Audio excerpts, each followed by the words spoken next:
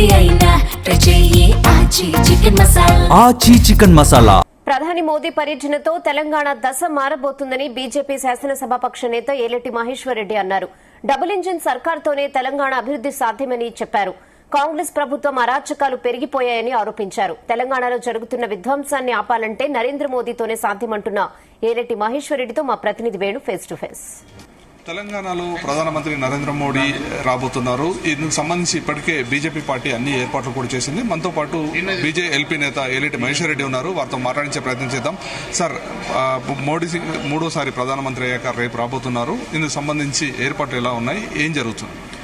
నరేంద్ర మోడీ గారు మూడోసారి ప్రధానమంత్రిగా ప్రమాణ స్వీకారం చేసి మరి వెస్ట్ బెంగాల్లో విజయకేతనం ఎగిరేసి కాషాయ జెండా ఎగిరేసి వారు వస్తున్న సందర్భంగా వారికి స్వాగతం పలకడానికి లక్షలాదిగా ప్రజలు తరలి వస్తున్నారు. మరి ఈరోజు స్వచ్ఛందంగా మేము వస్తామని చెప్పేసి అనేక మంది ఫోన్లు చేసి చెప్తా ఉన్నారు. తెలంగాణ రాష్ట్రానికి దిశ నిర్దేశించడానికి, తెలంగాణ ప్రజలకు నేనున్నానని చెప్పడానికి వారు వస్తున్న సందర్భంగా గత 10 సంవత్సరాలు టీఆర్ఎస్ ప్రభుత్వంలో జరిగిన అరాచకాలు, అవినీతి, అదే మాదిరిగా ఇప్పుడు 27 నెలల నుంచి కాంగ్రెస్ పార్టీ ప్రభుత్వంలో జరుగుతున్నటువంటి అరాచకాలను ప్రజలు చూసి వేసాగి ఈరోజు భారతీయ జనతా పార్టీ వల్లే నిజమైనటువంటి తెలంగాణ రాష్ట్రం సాధ్యమవుతుందని, వారు కోరుకున్న తెలంగాణలో సుస్థిరమైనటువంటి పాలన సాధ్యమవుతుందని చెప్పి ప్రజలు ఈరోజు మా వైపు చూస్తూ ఉన్నారు.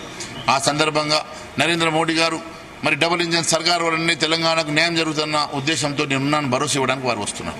ముఖ్యంగా ఈ పర్యటనను అభివృద్ధి కోణంలో చూడాలా, రాజకీయ కోణంలో చూడాలా? వారు వస్తున్న సందర్భంగా దాదాపు 9,400 కోట్ల రూపాయల అభివృద్ధి కార్యక్రమాలు కూడా శంకుస్థాపన చేస్తూ ఉన్నారు.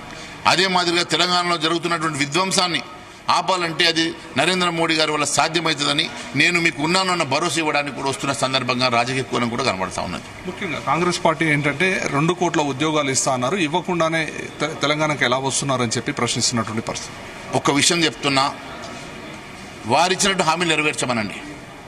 కాంగ్రెస్ పార్టీ మేనిఫెస్టోలో 420 అబద్దాలు చెప్పి 6 గ్యారెంటీలకు చట్టబద్ధత కల్పిస్తానని చెప్పి అనేకమైనటువంటి తప్పుడు హామీలు ఇచ్చి గద్దెనెక్కినటువంటి రేవంత్ రెడ్డి గారు, ముందు నీకు నిజంగా ప్రజల మీద విశ్వాసం ఉంటే నీకు ఈరోజు రాజీనామా చేసి మళ్ళీ ఎన్నికలకు వచ్చే దమ్ము ధైర్యం నీకు ఉన్నదని అడుగుతా ఉన్నారు. ముఖ్యంగా ఏదైతే తెలంగాణలో కులగణన చేపట్టాలని చెప్పి వి హనుమంతరావు నిరాహార దీక్ష ఇస్తున్నారో దానిపై మీ కామెంట్?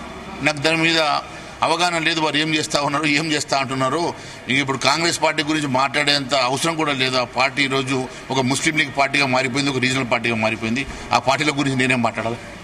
మొత్తంగా తెలంగాణకు సంబంధించి చూసుకుంటే ఒకవైపు ఇటు అభివృద్ధి కార్యక్రమాలు చేపట్టడానికి ప్రధానమంత్రి నరేంద్ర మోడీ వస్తున్నారు, మరోవైపు ఏదైతే రాజకీయంగా కూడా కీలకంగా ప్రసంగం ఉండబోతోంది. ఖచ్చితంగా రానున్న రోజుల్లో తెలంగాణలో బీజేపీ పాగా వేసేందుకు కూడా ఇప్పటి నుండి ఇక ప్రయత్నాలు ప్రారంభమైనట్లే అని చెప్పి బీజేఎల్పీ నేత ఏలేటి మహేశ్వర్ రెడ్డి చెప్తున్నటువంటి పరిస్థితి. కెమెరామెన్ క్రాంతితో వేణు, జీ న్యూస్, హైదరాబాద్.